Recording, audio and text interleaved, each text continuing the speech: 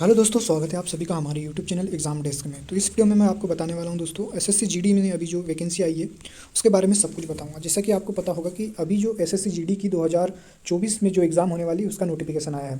तो देखेंगे दोस्तों उसमें अपन कि आपका सिलेबस क्या होना चाहिए, एज रिलैक्सेशन कितनी दी जाती है, आपको मैं बताऊंगा बुक्स जो काफ़ी ज़्यादा इंपॉर्टेंट है। लास्ट तक इस वीडियो को देखते रहना।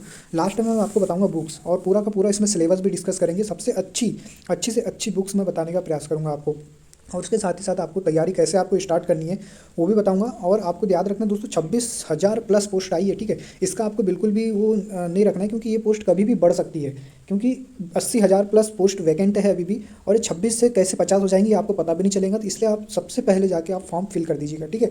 और इसमें सबसे अच्छी पोस्ट कौन सी है उसके बारे में बताऊँगा। तो स्टार्ट करते हैं अपनी इस वीडियो को। तो फ्रेंड्स, ये जो है ऑफिशियल नोटिफिकेशन मैंने डाउनलोड कर लिया है, चाहे तो आप भी यहाँ पे डाउनलोड कर सकते हैं। भारत सरकार का जो ये ऑफिशियल नोटिफिकेशन है एसएससी के द्वारा जारी किया गया है। और सबसे पहले हम देख लेते हैं दोस्तों कि इसमें date of submission of application form कब की है। तो 24 नवंबर से आपके जो है एग्ज़ाम फॉर्म भरना चालू हो चुके हैं। आप फटाफट से जाके एग्ज़ाम फॉर्म भर दीजिएगा। 31 दिसंबर तक ये चलेंगे, ठीक है। इसके साथ इंपॉर्टेंट डेट की मैं आपको बताऊं तो इंपॉर्टेंट डेट यहाँ पे ये बचती है दोस्तों कि आपका एग्ज़ाम कब होगा। तो आपका कंप्यूटर बेस्ड टेस्ट जो फरवरी और मार्च में कंडक्ट किया जाता है, एक ही एग्ज़ाम होता है इसका, रिटर्न पहले, उसके बाद फिजिकल होता है। आगे बढ़ते दोस्तों अपन और भी चीज़ों की बात। ये सब आपकी जो है कोई भी काम की चीज़ नहीं है। तो जो आपके काम की चीज़ है उसको मैं बताऊँगा। सबसे पहले पे स्केल की बात कर लेते हैं। तो आपको पता है 21,700 से जो आपका पे स्केल है 69,100, मतलब कि लास्ट आपकी जो ड्यूटी ख़त्म होगी और आप इसी पोस्ट पे बने रहते तो इतना आपको पे स्केल यहाँ पर मिलता है, ठीक है। इससे ज़्यादा भी मिल सकता है। समय समय पर आपका डीए टीए ये सब भत्ते, जो महंगाई भत्ते, वो बढ़ते जाती है। वैकेंसी डिस्ट्रीब्यूशन की बात कर लेते हैं। तो कौन सी पोस्ट के लिए कितनी कितनी वैकेंसी यहाँ पर दी गई है तो उसको आप यहाँ देख सकते हैं। देखिए, BSF, CISF, CRPF, SSB, ITBP, Assam rifles और एसएसएफ, इनकी भी सब वैकेंसी दी गई है। इसमें दोस्तों इस बार एनसीबी नारकोटिक्स ब्यूरो वाली वैकेंसी नहीं दी गई है, ठीक है। तो उसका आप ध्यान रख सकते हैं, क्योंकि वो भी एक अच्छी खासी जो पोस्ट होती है, ठीक है। इसमें मैं आपको बताता हूँ दोस्तों कि आपको सबसे ज़्यादा जो पोस्ट यहाँ पे सीआईएसएफ की देखने को मिलती है। और दोस्तों सीआईएसएफ की 11,025 पोस्ट है। और सबसे अच्छी पोस्ट जो होती है वो सीआईएसएफ की ही मानी जाती है। मतलब कि उन कैंडिडेट के लिए जो बड़ी सिटी में, अच्छी सिटी में रहना प्रेफर करते हैं, दिल्ली जैसे शहर में रहना प्रेफर करते हैं, तो वहाँ पे आपको सीआईएसएफ की जो पोस्ट है बहुत अच्छी है।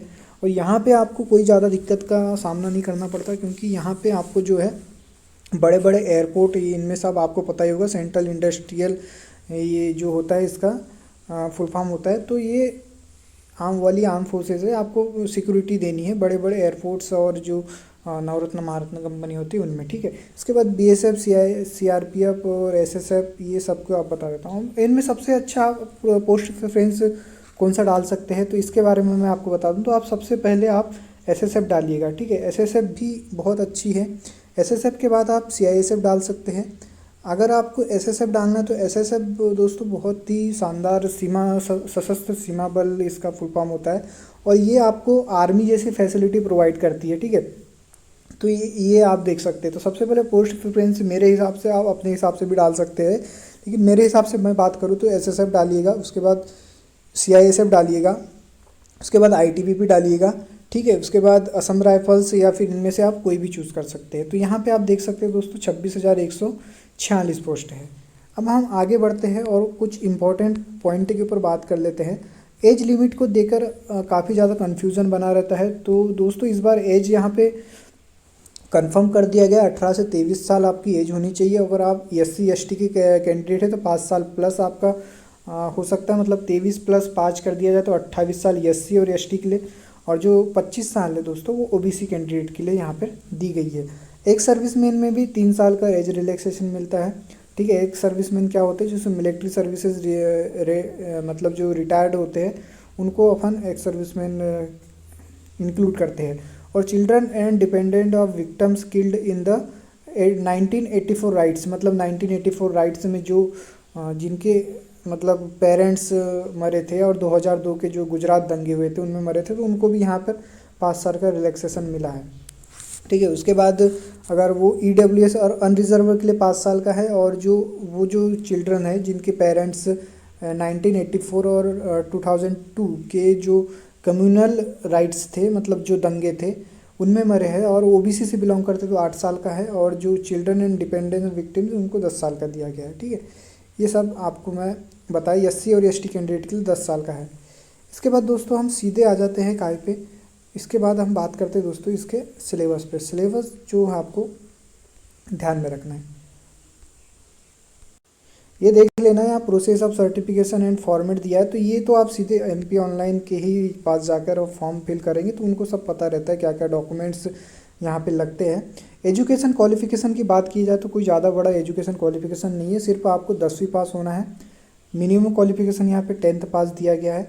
ठीक है, और इसके बाद जो एनसीसी के जो मार्क डिस्ट्रीब्यूट है उस पर भी हम बात कर लेते हैं थोड़ी सी। मतलब जिनके पास एनसीसी का सीट सर्टिफिकेट है तो उसको 5% of maximum marks of the examination में मतलब बोनस मार्क मिलेंगे।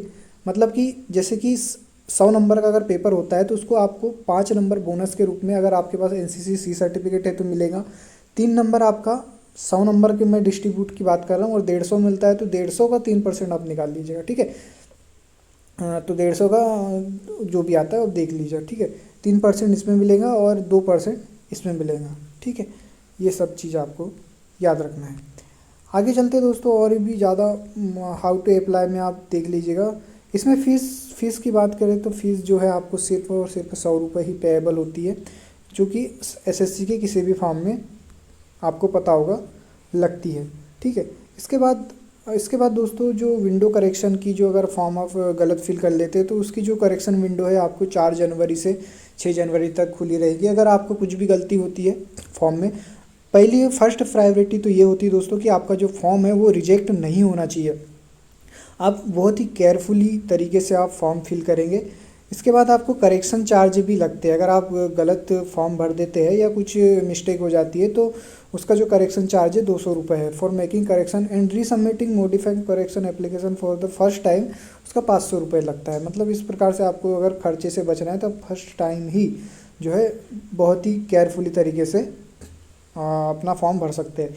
एग्ज़ाम सेंटर की बात करें तो हर रीजन के लिए अलग अलग एग्ज़ाम सेंटर है जो आपके अपनी सुविधा अनुसार आप भर सकते हैं।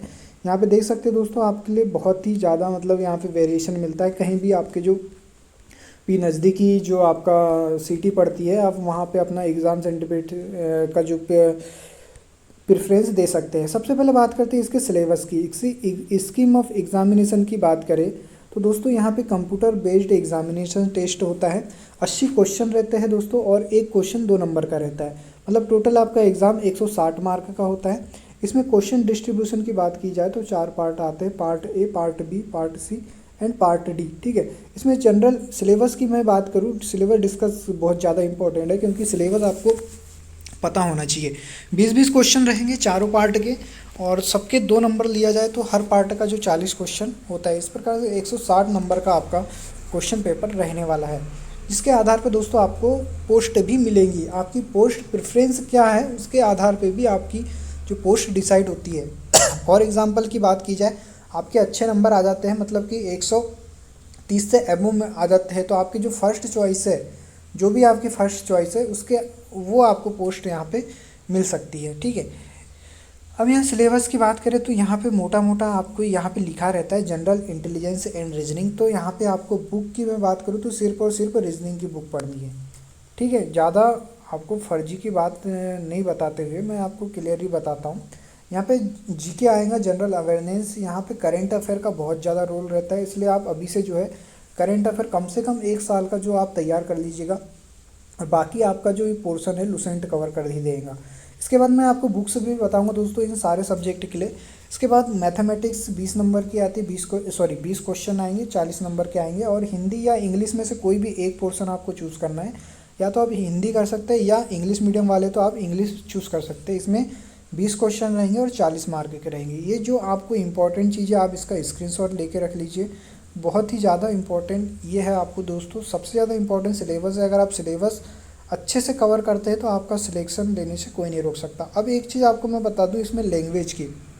ठीक है, तो आपका एग्जामिनेशन लैंग्वेज जितनी भी 22 भाषा है भारतीय संविधान के अंतर्गत जो दर्ज है दोस्तों अनुसूची 8 में, वो सारी की सारी जो भाषा में आप अपना एग्ज़ाम दे सकते हैं। तो यहाँ पे आप पढ़ सकते हैं हिंदी, इंग्लिश, मलयालम, गुजराती, असमी, मणिपुरी, मराठी, ये सब तेलुगु उर्दू से सारी भाषा में आप दे सकते हैं।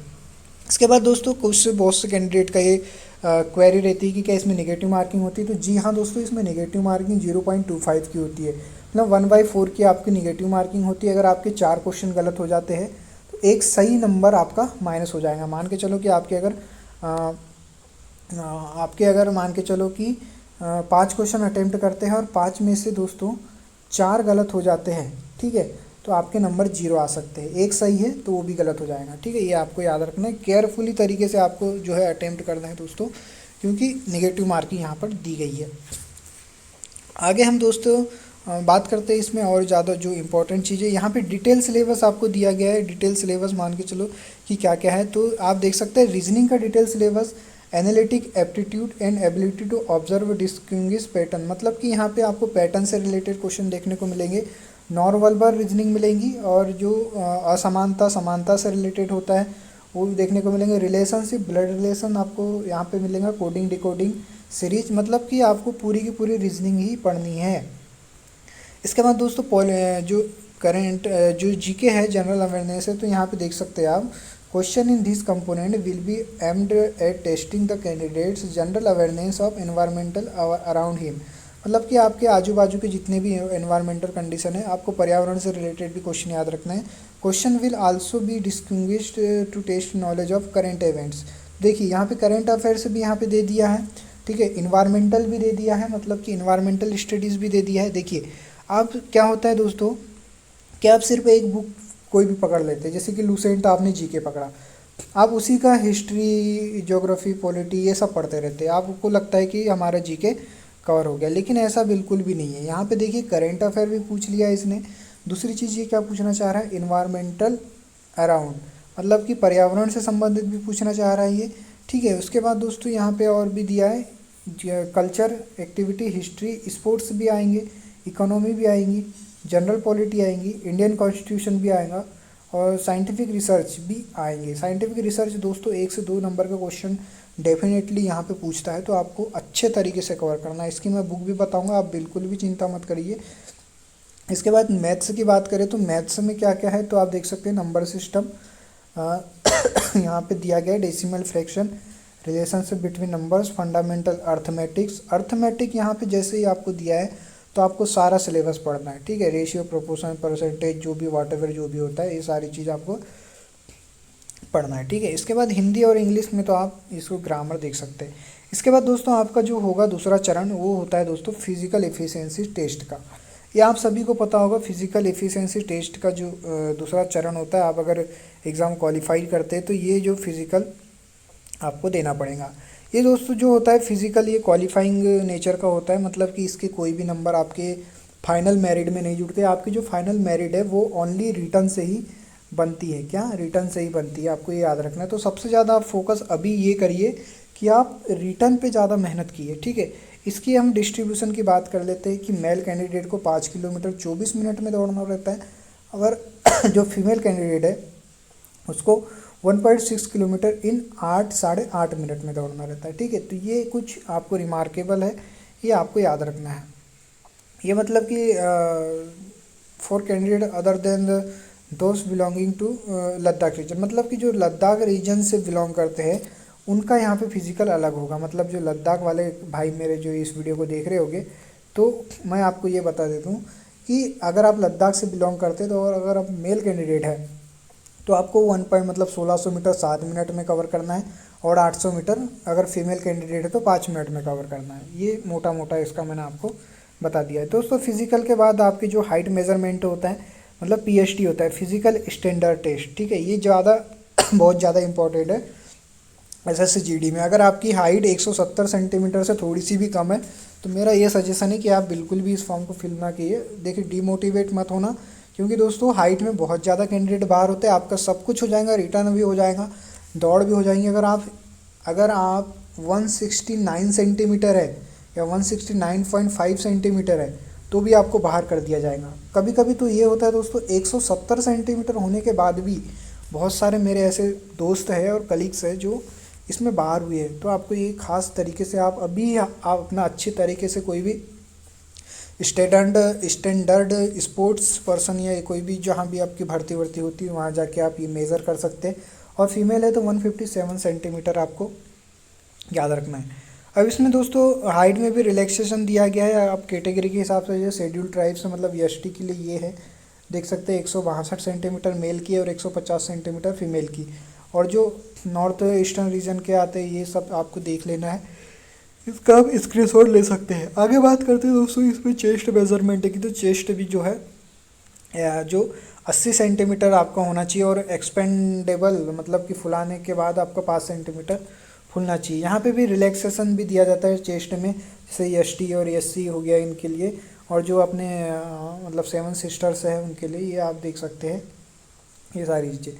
वेट प्रपोर्शन भी आपका एज पर मेडिकल स्टैंडर्ड ज़रूरी रहता है, तो आपका वेट जो है वो भी होना चाहिए। इसके बाद दोस्तों फाइनल चरण होता है आपका मेडिकल एग्ज़ामिनेशन। ठीक है, मेडिकल एग्ज़ामिनेशन में ये सब चीज़ें आपकी आती है। देखिए इसमें आपका जो डॉक्यूमेंट वेरिफिकेशन भी इसी के साथ होता है, मेडिकल के साथ। ठीक है, तो ये सारी चीज़ें थी आपको जो मैंने बताई, आई होप आपको ये सब समझ में आया होगा। अब हम दोस्तों चलते हैं सीधे आपके क्या बुक्स पे, जो कि बहुत ज़्यादा इंपॉर्टेंट है। आपको कौन कौन सी बुक्स प्रेफर करनी है ये मैं आपको बता। तो दोस्तों जो इंग्लिश मीडियम वाले हैं, जो इंग्लिश को प्रेफर करते हैं, तो ये नीतू मैम की जो बुक आती है बहुत शानदार बुक है। मैंने पूरी की पूरी इस बुक को पढ़ी है और मुझे एसएससी एग्ज़ाम के लिए इससे बेस्ट बुक कोई भी नहीं लगी। मैं किसी भी बुक का जो है प्रचार यहाँ पे नहीं कर रहा हूँ, लेकिन मुझे ये बुक अच्छी लगी इसलिए मैं आपको बता रहा हूँ।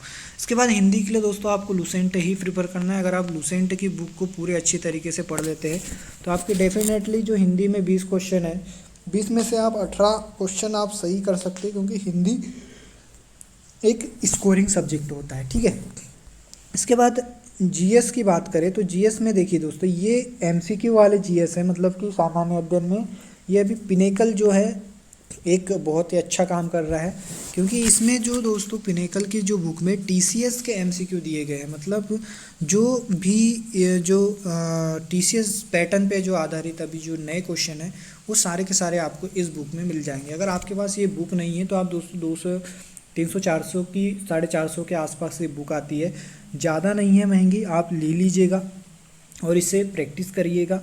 और इसके साथ एक बुक आपको रखना है लुसेंट की। लुसेंट भी बहुत ज़्यादा इंपॉर्टेंट है, क्योंकि लुसेंट मतलब इन सारी बुकों का सार है। ठीक है, तो लुसेंट भी आप याद रखिए, लुसेंट से पढ़िए और इससे एमसीक्यू लगाइए। ठीक है, अगली हम बात करते हैं मैथमेटिक्स की। तो मैथमेटिक्स भी दोस्तों ये चैप्टर वाइज आती है, इसमें आपको पूरे के पूरे नए क्वेश्चन मिल जाएंगे, क्योंकि ये हिंदी और इंग्लिश दोनों मीडियम में आती है। 5th एडिशन इसका जो अभी आया हुआ है वो आप ले सकते हैं।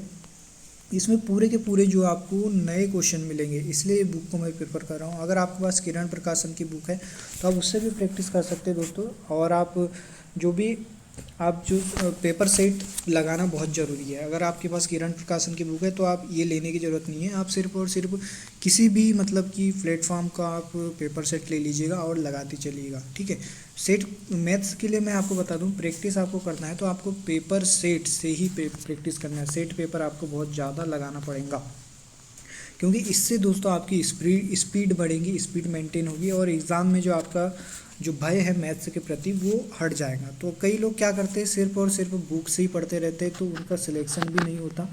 मेरा पर्सनल एक्सपीरियंस है और काफ़ी ज़्यादा एग्ज़ाम भी मैंने दिया है और क्वालिफाइड भी हुआ हूँ, इसलिए आपको बता रहा हूँ। तो पेपर सेट आप बहुत ज़्यादा लगाइएगा। इसके बाद आपको मैं ये सारी बुक्स हैं, आई होप आपको ये सभी अच्छी लगी होगी। अगर ये वीडियो आपको अच्छा लगता है तो दोस्तों वीडियो को लाइक कर देना, अपने दोस्तों में शेयर कर देना, और दोस्तों मुझे सपोर्ट करने के लिए आप इस चैनल को सब्सक्राइब भी कर सकते हैं। Thanks for watching this video, bye, take care and मिलते हैं फिर किसी अनादर वीडियो में।